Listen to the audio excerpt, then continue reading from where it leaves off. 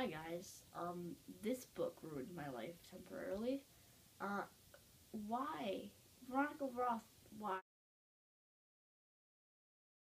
So, I'm reviewing Allegiant today, and this is the third book in a trilogy. It came out on the 22nd, so that was a couple days ago. And,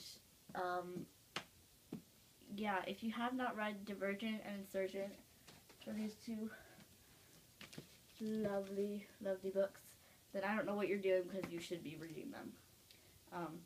And go away if you have not, because I will spoil you. And if you have not read Allegiant, then go away as well. So, there you go. Okay, bye spoilery people. Bye bye. Okay, so let's just talk about the ending, because that was traumatic for me. Why did they kill? Why did Tris have to die? Why did Tris have to die? Because like it seemed. I mean, it was necessary. It was necessary. Like I knew someone was gonna die because it's the last book. It's Veronica Roth, and it was set up for it. But it was like Dobby dying in Harry Potter. Like it would be one thing if she just died and then they kind of like left it alone a little bit. But because Veronica Roth really rubbed the salt in the wound there, where it's like these little short chapters where it's like when her body first hit the net, all I registered was a gray blur. I pulled her across it, and her hand was small but warm. And then she stood before me, short and thin and plain, and in all ways unremarkable, except that she had jumped first. The stiff had jumped first. Even I didn't jump first. Her eyes were so stern, so insistent, beautiful. And then, like, the next one is also short, but that wasn't the first time I ever saw her. I saw her in the hallways at school, and at my mother's false funeral, and walking the sidewalks of the abnegation sector. I saw her, but I didn't see her. No one saw her the way she truly was until she jumped. I suppose a fire that burned that bright is not meant to last. So before that, I was already crying. And then she had to do those, where sad. And then at the end, she stopped like identifying if it was Tris or Tobias. So like it just says chapter 55. It doesn't say Tobias. It just says chapter 55. And that was like, you could at least say it was Tobias, just to give us a little bit of hope. Because I had,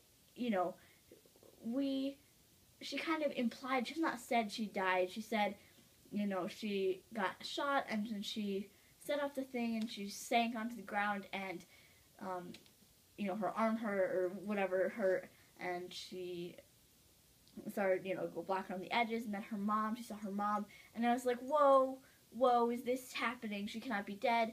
Why is her mom like resurrected or something? Did they really fake her death and not tell Tris? Like, why would they not tell her what is going on? And then she says this about like she can still see the bullet wounds in her chest, and it's like, oh god, that's not happening. She's actually dead. And then we switch back to Ford's perspective, and he's talking to his mother. He's talking to Evelyn, and like they're making up their differences and everything or whatever, and they're gonna go consult Marcus, and it's like, why is he not like dying of sadness yet? Like, how has he heard of this? Like, I know he had not heard the news, but it didn't seem right. It was sad. And then he gets back, and everyone is, Kara tells Christine and Tobias what happened, and Christine is all like crying, but Tobias just like stands there, and it's like the saddest thing ever. And then, so when they were going to scatter her ashes, like until then I thought she's not going to be actually dead. She can't actually be dead. Somehow she's gonna come back because it can't end like this. And then I hear them scattering the ashes, and I'm like, oh my god, they burned her. She's dead now. And so I love when they're like going on the train. When they got onto the train, I was like, they're gonna scatter their ashes. They're gonna open they're gonna be at the door and scatter their ashes in the train. So that just made sense. She loved the trains. She was on the trains, every day and everything. But that didn't happen. And I loved how like when they got to the roof, I was like, oh my god, this is so sweet, because Tobias is afraid of heights, and just for her, he would go down that and scatter her ashes on the way down and do that for her. And then just like she did, he went face first, and he landed in the arms, and he scattered the ashes, and it was just the saddest and sweetest thing ever. And I don't know, like some people say, you know, they're mad at Tobias or they wish he had died, but somehow it seems like right that Triss died because we had been more attached to her, so it would have hurt more. Like I know, like a book is supposed to make you feel, and this book definitely made all of us feel. I can say that, and so I still liked Tobias. I still like him. I feel really bad for him, and I don't like what he did. You know, some things he did bad things, but it was okay. And also what annoyed me was how everyone else who was not that emotionally attached to, like Evelyn and Marcus and everyone, they all were going on as if nothing had happened.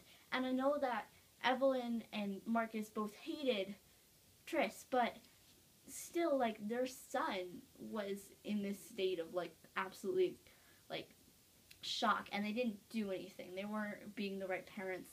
And when David got his memory wiped, and Tobias, like, lunged at him, even though he doesn't know what happened. Like, David does not remember. And Tobias, like, lunges at him and tries to, like, avenge her death or something. And that was so sweet. It was, oh, God, I love Tobias. And so, I don't know. And then, going back a bit, we all knew that she was going to do something. She was not going to let Caleb do this on her own, or on his own. And I was hoping, I hated Caleb from the moment he betrayed Triss. I hated him. I loved when she, like, punched him in the face, and he's trying to, like, apologize, but it's just, she's not taking it. And then he volunteers to basically die, and I was like, yes, do that. Triss, let him do it. Of course she can't. It's Triss.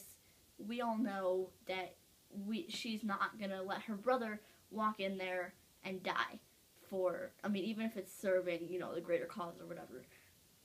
And, but the fact that if she had gone in there, like, she resisted the death serum and she went in there and she activated the memory thing, and if David had missed by a little bit, she would not have been dead.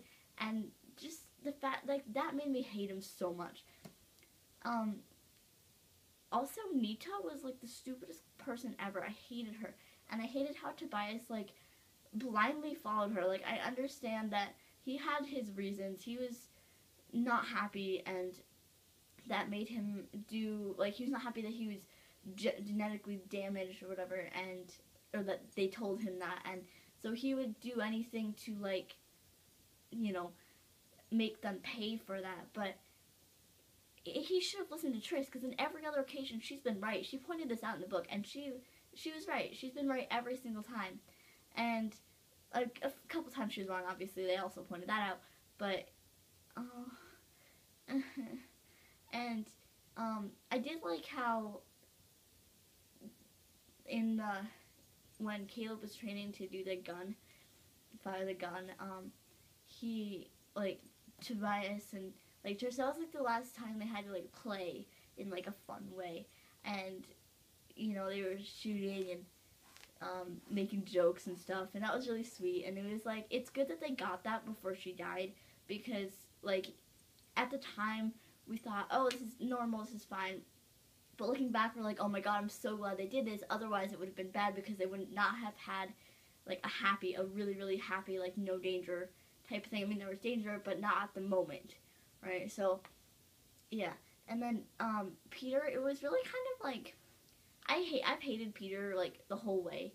I'm not a person who easily forgives someone like Peter, even in a book, but it made sense. Like, I did, like, forgive him, like, the tiniest bit because he wanted to, like, start over. He wanted the memory serum so he could start over a new life and not have these troubles of hurting people for fun and then hating himself afterward.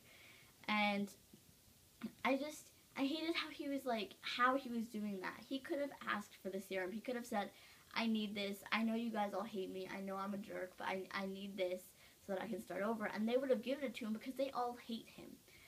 And instead, he had to do it the stupid way. And he was so, like, tag along to Tobias when they were going to Evelyn.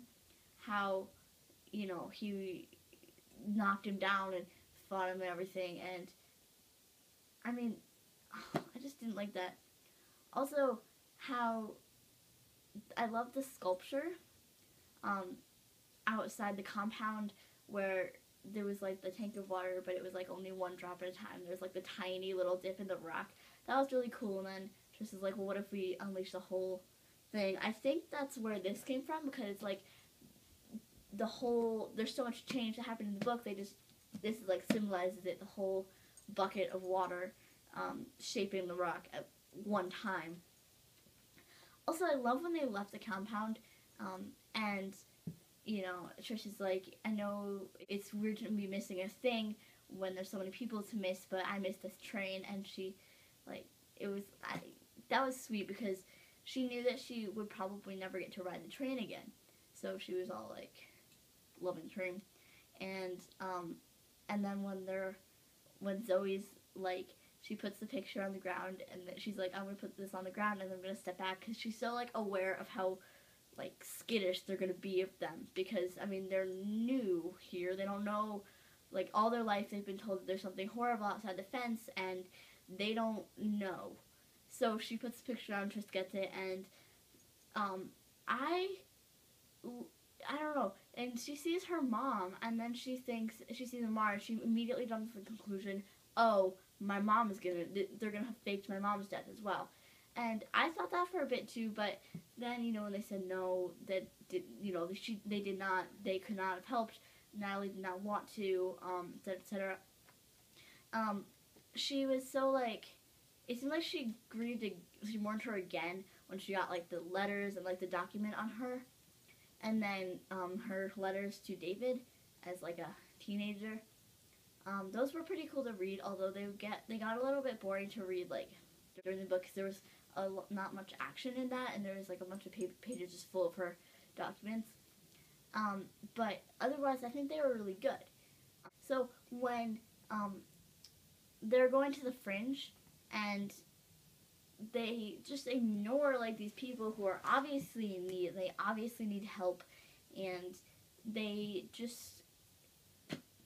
like, yes, this is how it is, but they chose this. That's no reason to neglect them like that.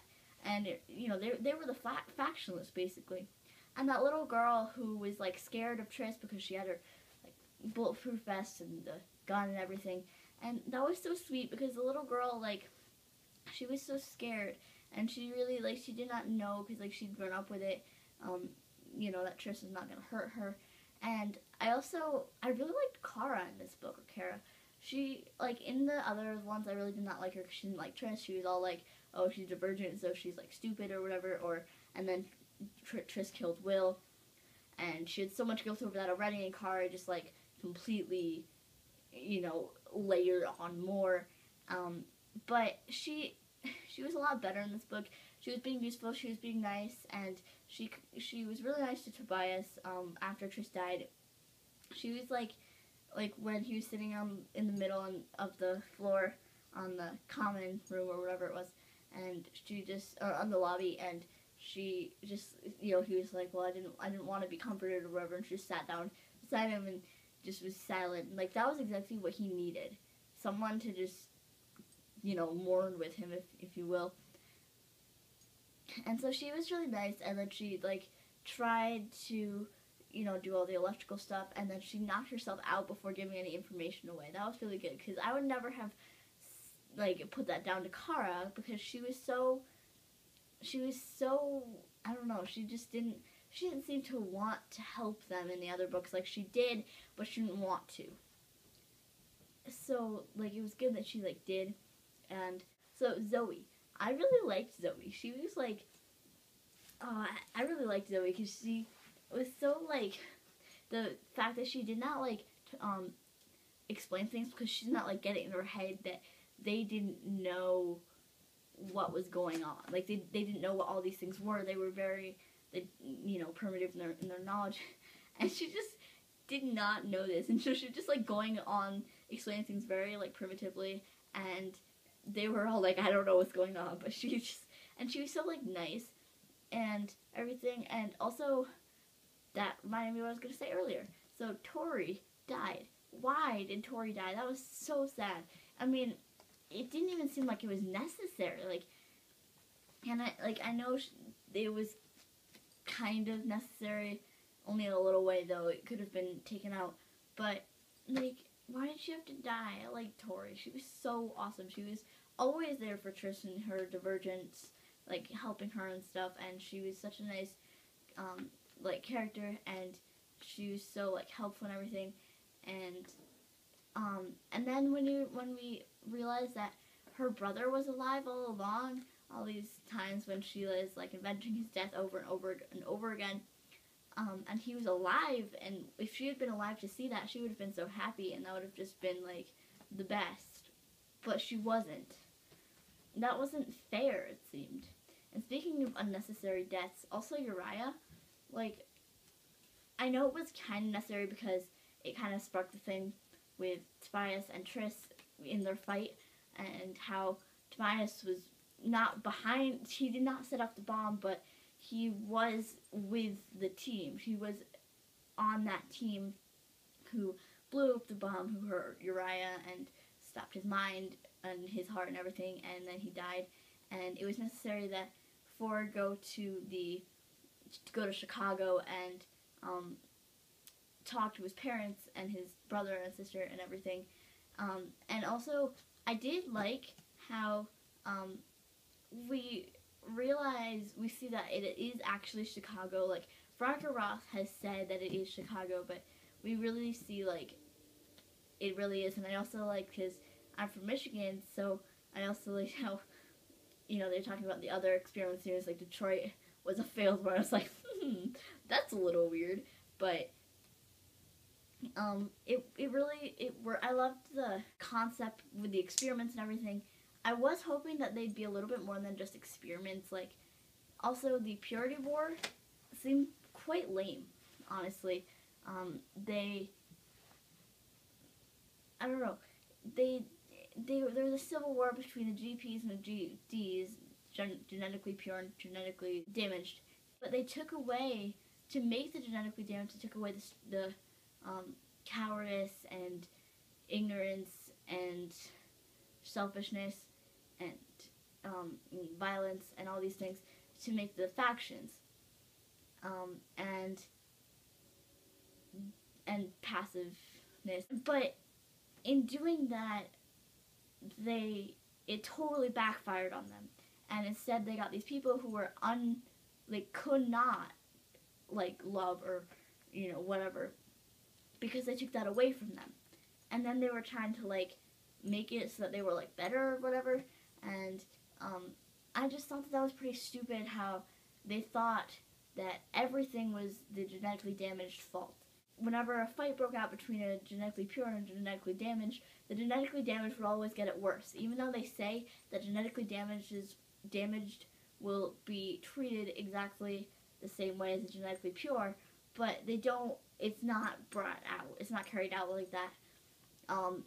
And that seems really stupid because it's not their fault, it's the government's fault. And one thing in this book, this whole series, is the governments are so flawed. Like, they have a lot of issues. The faction system had its issues, the faction list system had tons of issues, and now the compound has issues, the Bureau, and that, it's an interesting, like, theme that runs, that governments are not perfect. I mean, obviously they aren't, but in these books especially, they are really quite bad. And also when Evelyn, like when Ford went to her and told her that she should drink the memory serum and it would stop the basic, the battles, the wars or whatever. And he said, well, I'm giving you a choice, either drink it and get your son back, or don't and lose everything, basically. And she chose him, and that was sweet, but I don't know, it didn't seem genuine, because Evelyn has done these horrible, horrible things. And in the beginning, yes, we thought she was okay, like in the middle-ish of Insurgent, when we met her. We thought she was good, but it turns out that she was so not good. And it was funny how with the Allegiant and the factionless, it was wife against husband there.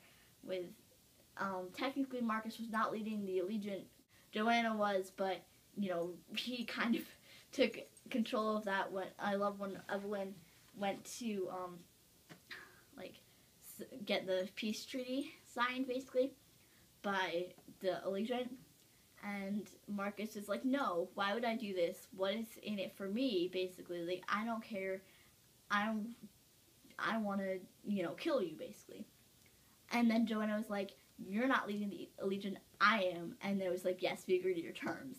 That was cool because he really thought that he was leading that. Like, I don't know why, because Joanna made it very clear that he wasn't. Like, we saw that through the security cameras, but obviously he thought he was. I really, really love this cover. I'm going to take off the dress jacket to show you the full beauty of it. So it has, like, the water and then, like, the, like, skyline thing. And then the one choice will define you or something. Or one choice can transform you, one choice can destroy, and one choice will define you. That's pretty cool. I think that's on the other ones. Oh, no, the other one is... Insurgent is one choice. A choice becomes a sacrifice becomes a loss becomes a burden, and a burden becomes a battle. One choice can destroy you. And then Divergent is one choice decides your friends, one choice defines your beliefs, and one choice limits your loyalties forever. One choice can transform you. So they all were similar.